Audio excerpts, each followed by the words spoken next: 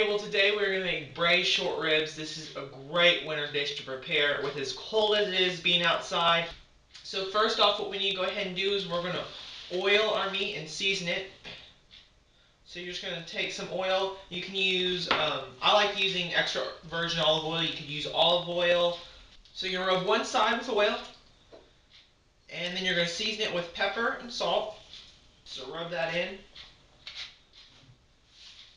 And it's really important that you use kosher salt. You get to control your how salty your food is rather than using iodized salt, which is just regular table salt. And just sprinkle that right on top of the meat. Okay, let's go ahead and flip this over. This is a great meat to braise or roast with. Get all that off. Okay. We're going to oil the other side.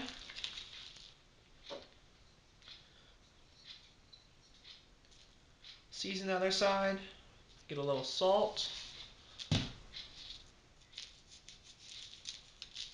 We're going to go ahead and take this on over to the stove. Okay, go ahead and heat your stove. Preheat it to a medium-high heat, and we're going to go ahead and add our meat. And you hear that sizzle? That is exactly what you're looking for.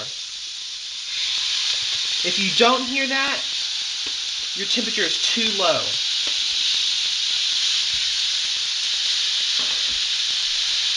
Now, what we're looking for is a nice brown caramelized, just to get that nice sear, that crust in.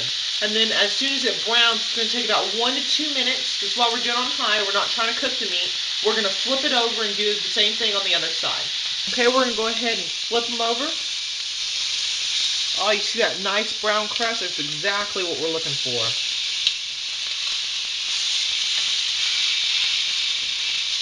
And again, you're not trying to cook this, so just 1 to 2 minutes on each side till it gets brown. Nice brown crust on it. Okay, well we're going to go ahead and finish these up and we'll see you right when we get back. Okay, next we're going to go ahead and take 6 ounces of mushroom. We've already washed them and dried them. I don't really like the stems that much. If you like them, you can go ahead and keep them on. They're a little rough. You can use them for a soup. So we're just going to slice these up. Make sure they're real unison and uniform.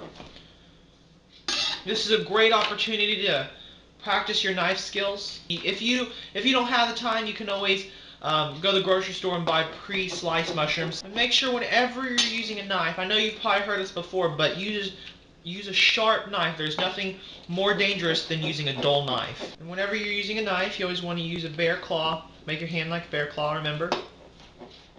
That way you don't take off a finger. Man, I love making this dish. It is really good.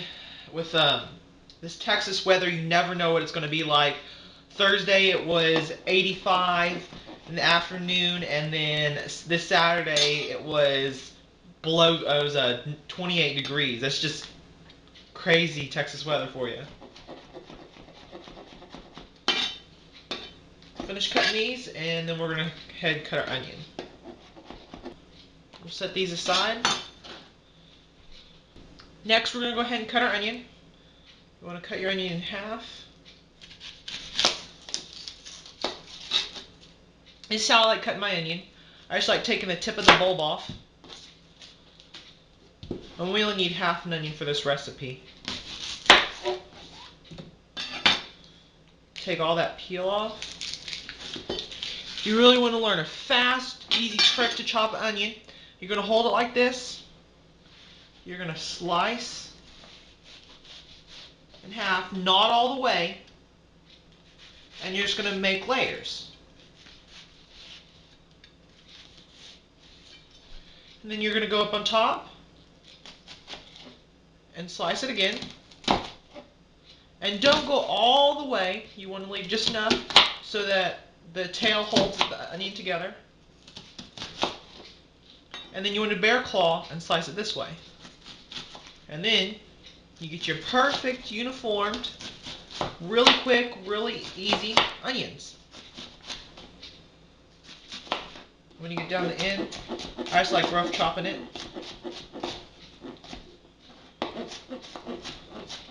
Set that over the side. And then we're going to go ahead and need 6 cloves of garlic, and we're just going to smash these up. And when you do garlic, just use the other side of your knife and crack it, and the peel comes off real easy. We have our 6 cloves of garlic, and now we're going to put all this in a crock pot. Okay, well there's a couple different types of crock pots that you could use. You could use a roasted pan if you want. If you don't have an electric crock pot, just put your meat in here, put all your ingredients, go ahead and put it in your oven, and then you're done. If you have a self-timing oven, then all you have to do is program it to whatever time you want, and then go ahead and leave. But this one I really like the most. This is one we're going to be using today. You can actually set the temperature of it, whatever you want it to. And then there's another one that's exactly like this, but it has an electric timer. So all you have to do is put high or low temperature, and then if you want it for 4 hours, if you want it for 8 hours, and it keeps it warm. We're going to go ahead and use this one today, and we're going to go ahead and add all our ingredients into it. We're going to add our meat in. Next, we're going to add our mushrooms right on top. Spread those evenly. We're going to add our onions. And we're going to put our garlic cloves in there. So spread all that around. We need a couple of bay leaves for this. We're going to put those right down with the meat.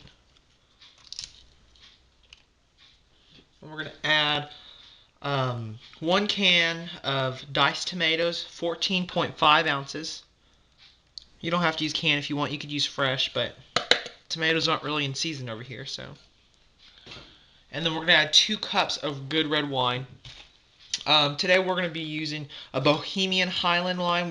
You want to use a strong wine, so a Cabernet Sauvignon is a pretty good one. We're going to open that and add that in. Okay, got our 2 cups of red wine. And you don't have to go all out on the red wine, you know, just something that you would drink. You know, this I think was a $10 wine. Don't spend more than that. You get a good $5, $6 wine. And you can have the rest of this with dinner. Yum. Okay, we're going to go ahead and cover the pot, and you're going to let this simmer in here for a good 8 hours. So you can make this the night before, and just take this out and put it in the refrigerator, and then when you leave for work, just set this on low, and when you come back, it'll be ready for dinner. So we're going to let this we're going to go ahead and let this cook, and we'll see you in 8 hours. Okay, so we're going to go ahead and make our salad, and we're going to make a vinaigrette with our the rest of our dinner. So I have some oil in here, and we need to add some form of sugar. We're going to use a simple syrup. You could use sugar, or you could use a substitute sweetener, either Splenda, Trivia, Splenda, whatever you have on hand. So we're going to put a couple tablespoons of simple syrup in here.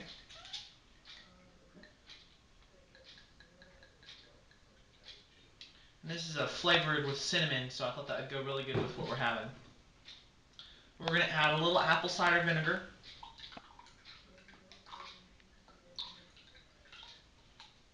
And the apple cider vinegar to vinegar ratio, either 2 to 1 or 1 to 1, however you like it.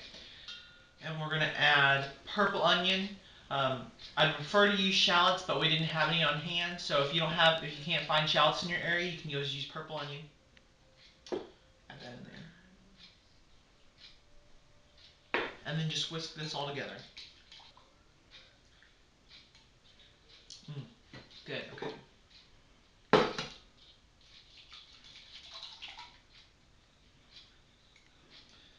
pour that over your salad. I always like we have some mixed greens in here. I always like putting our salad in a big bowl, tossing it, so that way you have to use less dressing in there. So we're going to toss this. Like that, put some salad on our plate. There we go. So we're using a Fugi apple. Put some of that in there. We have some crushed walnuts. And we have some dried cherries we're going to add to this. Yum. So it's going to be really good. I'm going to plate it up with the rest of our pot roast, and we're going to have our crusty bread on the side. So there y'all have it. You have your braised short ribs, you have your salad, some nice crusty bread. Hope y'all enjoyed this video. If y'all did, subscribe to the right hand side, and I hope y'all enjoy.